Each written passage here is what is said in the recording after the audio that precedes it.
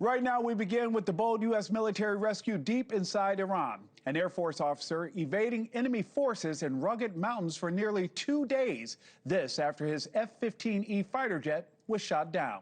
U.S. Special Operations launching a dangerous night mission racing against Iranian troops to reach the injured airman first. Officials say he is now safe.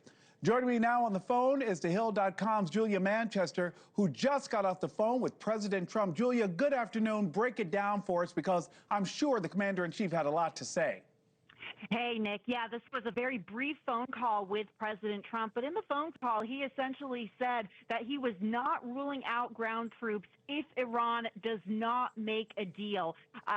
This obviously comes after he's threatened to obliterate Iran using very strong language this morning in a number of Truth Social posts and also in a number of phone interviews. President Trump, of course, is in Washington this weekend and has been monitoring the situation from the White House. He was at the golf course earlier today, but President Trump saying he is not ruling out ground troops. And then when I asked if he was optimistic that if Iran would make a deal, he essentially did not answer whether he was optimistic, but said if he was smart, they would make, if they were smart, excuse me, if Iran was smart, they would make a deal. So President Trump not ruling out potential ground troops as we really see an escalation in rhetoric in the Iran war. Julia, let's talk about that escalation in rhetoric, because if we were indeed to have ground troops hit the grounds of Iran, we know that that would go against his America First agenda.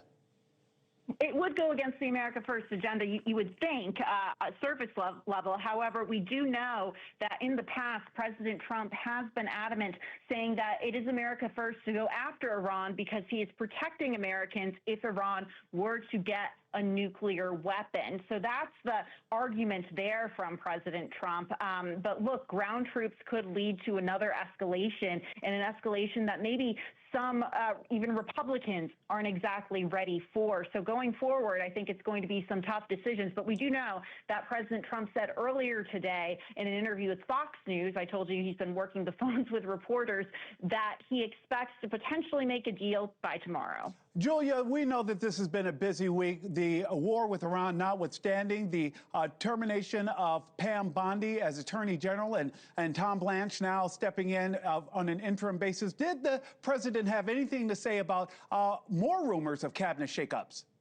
Well, I asked him about what he thinks about these rumors of cabinet shakeups and if we should read into any of those rumors or reports. And he said very bluntly, no. He said he thinks the country is in a good place right now. We're on target, to meet our goals, and the administration is, doing a good job by his standards.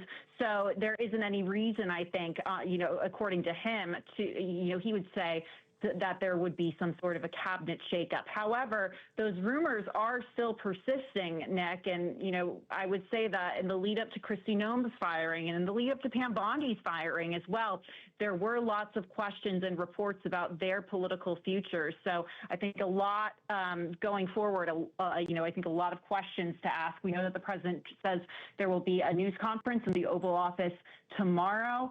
He, of course, has the Easter egg roll at the White House tomorrow. So potentially a lot of opportunities for reporters to ask him more questions. At least one more question before I let you go, Julia, because I know that you're still working your sources. Did the president outline what may or may not be a target if we do indeed, if Iran does not meet that deadline?